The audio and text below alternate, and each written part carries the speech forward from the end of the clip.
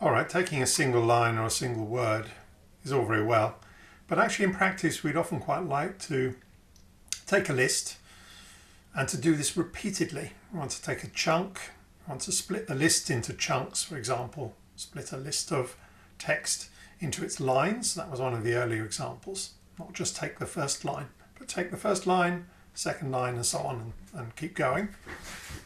So splitting into chunks is a rather common pattern. And one way to do that is to use a partner function to take while, and it's the function dropWhile.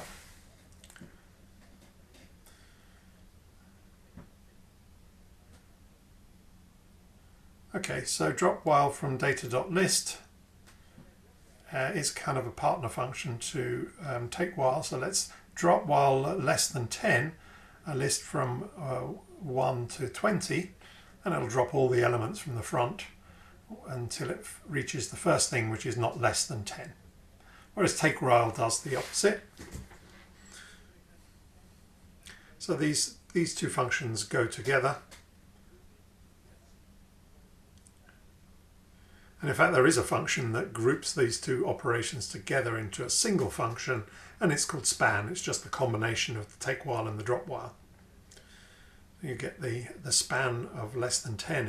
It gives you the pair of lists, the things up until the first. And there's a negated version of that, which is called break.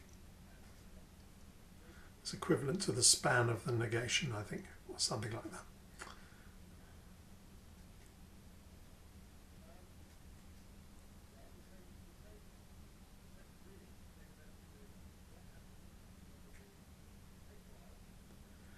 So there was a question whether, what does this do to the empty list? And it's essentially the same as the question of what take while does on the empty list. So if we take everything less than 10 from a list that doesn't have anything bigger than that, then you see we just get the empty list on one side.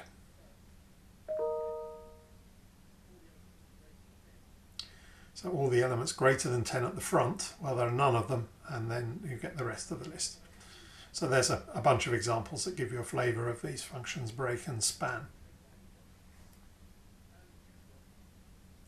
Okay, we're going to see how we can define some of the common patterns like the lines function, which is a standard function, but there are some other ones, like splitting things into, splitting the items in a comma-separated list.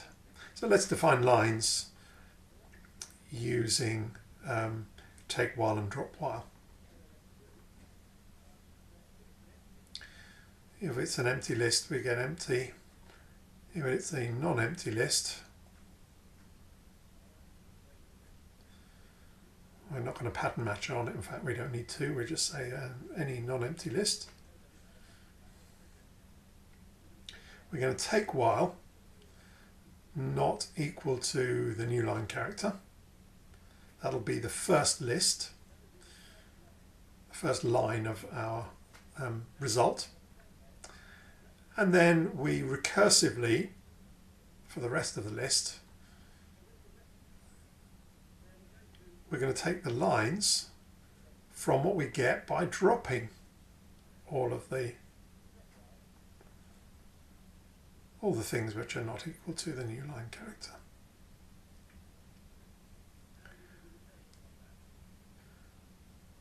And we'll do recursion on that smaller list.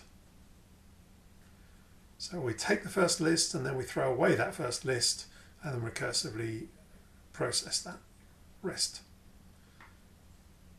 What happens then when we try it out on our verse? We seem to have a bug. It's gone horribly wrong. Let's just take a quick look at the first line. So the first line was fine. The problem wasn't there. So why does it go mad? The rest of the list, when we've taken the first line, what does the rest of the list actually start with? It starts with a new line character. So when we hit that new line character recursive in the recursive call, we think, oh look, we found an empty list. So we actually need to get rid of that new line character that we just found. Okay, so we need a function to throw away the first character of the list because that's the character we're not interested in. We could use the tail function. And the problem with tail is that it can give us an error.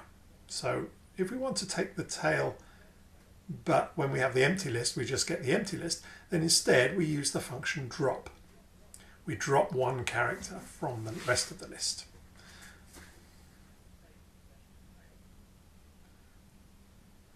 And let's get the brackets in for this thing correctly. So we're going to drop one character for that because it might be empty, but if it's not empty, we found a new line character that we need to throw away. And indeed, we split our verse into its lines